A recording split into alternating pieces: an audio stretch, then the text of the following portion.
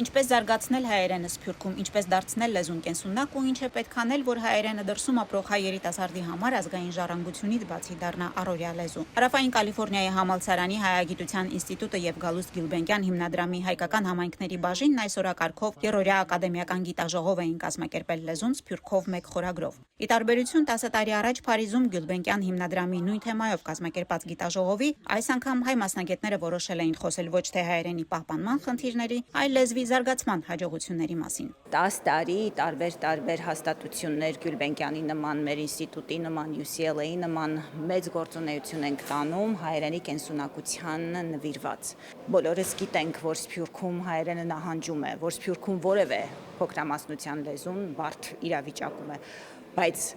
շատ մեծ հաջողություններ ենք արձանագրել։ Երբ արևմտահայերենի մասին գխոսենք, միշտ բարդավորական տեսանկյունից գխոսենք։ Եվ կարևոր է որ բարդավորական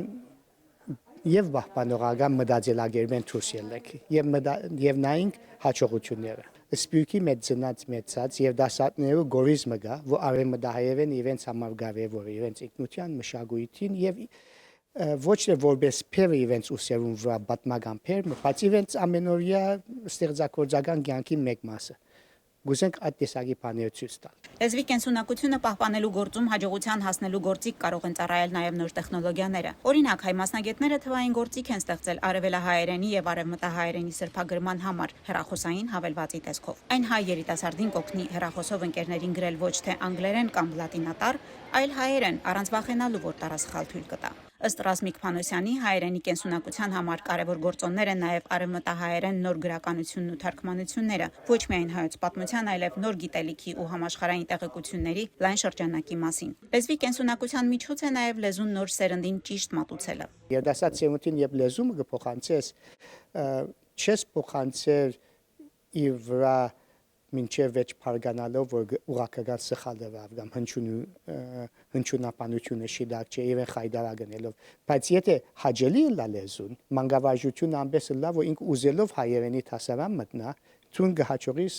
լեզուն հաջորդ սերունդին փոխանցելու։ Սփյուռքահայ երիտասարդների համար հայերենը գրավիչ դարձնելու ձևերից է նաև մեդիայում այն հնչեցնելը։ Գիտաժողովի մաս էր Հայագիտության ինստիտուտի տնօրեն Շուշանի Կարապետյանի փոդքասթը երկիծաբան գրող Վահե Բերբերյանի հետ։ Հատկանշական է, որ զրուցակիցները մեկը արևելահայերեն, մյուսը արևմտահայերեն խոսում էին սփյուռքահայ երիտասարդների հայերեն խոսելու բարդույթը հաղթահարելու մասին։ Երբ որ մենք բարերը գխոսենք որ գփորձենք որ Փարին համազոր հայերենը գտնալ, օքեյ, բայց եթե այդ հայերենը արդեն մեր արյունի մեջ անցնի, այն ադենն է որ արդեն լեզուն փրկված կլա։ Եվ որ խոսելու ադեն չես դադամսիր, չես բաներ որ աման ինչս եմ որ հայերեն մաքուր խոսիմ, ինքնաբերաբար երբ որ ելա ադե։ Խորը կապվածությունը առաջանում մեր մեջ, որ հասկանում ենք մենք մենակ չենք, մեզանից շատերն են ու կարելի է հայերենը թեկուզ կոտրտված խոսել։ Դա շատ լավ բան է հենց մեր երիտասարդության համար։ Երրորդյա գիտաժողովի ընթացքում քննարկվեց նաև ինչպես խթանել երկխոսությունը լեզվի գիտական հետազոտության եւ գործնական կիրառության միջև, ինչպես կապ ստեղծել գրական, խոսակցական եւ բարբառային ձևերի միջև ու սերտացնել շփումը աշխարհի տարբեր անկյուններից եկած հայերի տարբեր սերունդների միջև, որպես հայոց լեզվի զարգացման եւս մի նախապայման։ Լիլիթ Ցեթրակյան, Գարեգին Վարդանյան, Լուրեր, Միացյալ Նահանգներ։